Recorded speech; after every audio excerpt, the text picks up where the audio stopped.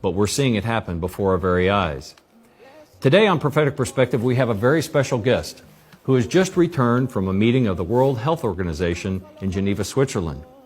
Congresswoman Michele Bachmann, who served for a number of years in the U.S. House of Representatives and ran for President of the United States, continues to serve as Dean of Regents College and as a voice for conservative and Christian principles here in America and around the world.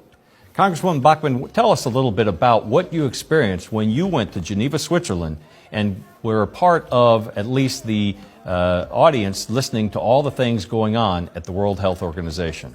I was there watching, observing, seeing. They weren't shy. They weren't reticent to tell us what was going on. What was very sad is there wasn't one member of the U.S. House of Representatives that was there for this meeting. There wasn't one member of the United States Senate that was there. They managed to find airplanes and attend World Economic Forum meetings, but they didn't attend this meeting. And this has such profound consequences for every person on earth, because the plan envisioned is that every person on earth would come under the dominion and control of the World Health Organization.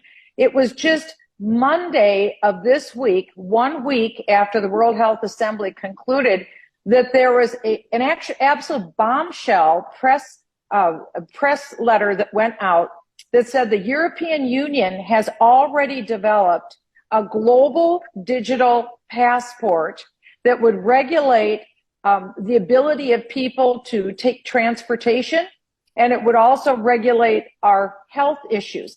That global digital passport, which essentially would be a QR code on your mobile phone, an individual would have to be in compliance with the mandates of the World Health Organization in order to be able to travel, in order to be able to move about. So this was announced on Monday. They didn't wait to pass amendments or pass a global treaty.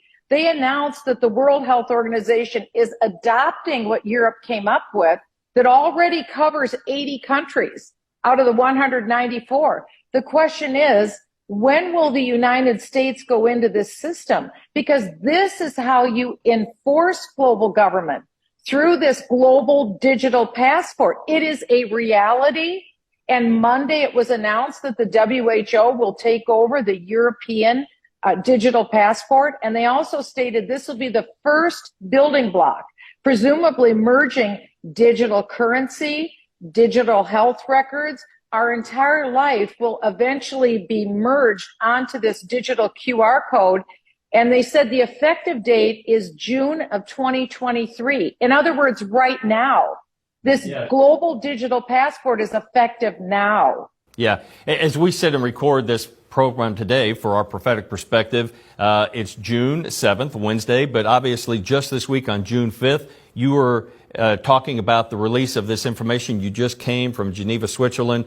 We recognize the threats that are multiplying. The sad reality is our own media in this country has ignored this huge story that has grave implications for Americans and people around the world. And you think, what are they fixated on and focusing on? I think they actually are trying to distract us from things of great importance with things that are more trivial, because again, this global passport is going to have tremendous ramifications.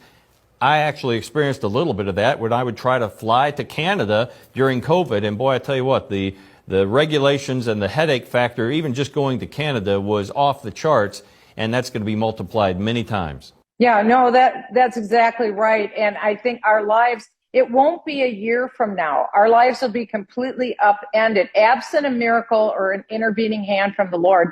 We're looking at less than a year at this point of having this full digital passport enforced and actually out in play for everyone in the world. So it's envisioned, it's created, it's a matter of getting everyone on board. And when you look at the 307 proposed amendments to the international health rules and the global pandemic treaty, both of them mandate compliance by member states. They talk about how they mandate compliance, but they also talk about how they have committees to stop anybody from talking about this. And it's really shocking when you think the mainstream media hasn't talked about this, that cable media hasn't. The social media hasn't been talking about this. And yet, through alternative media sources like yourselves, really more than half of the people don't trust the system. They know something about this just through alternative media. That's why the global amendments and the pandemic treaty envision shutting down even alternative media. Everyone has to be in compliance with the message given out by global government. And that will be within the year that they'll start on these restrictions on speech. And so that's why use our speech as long as we can.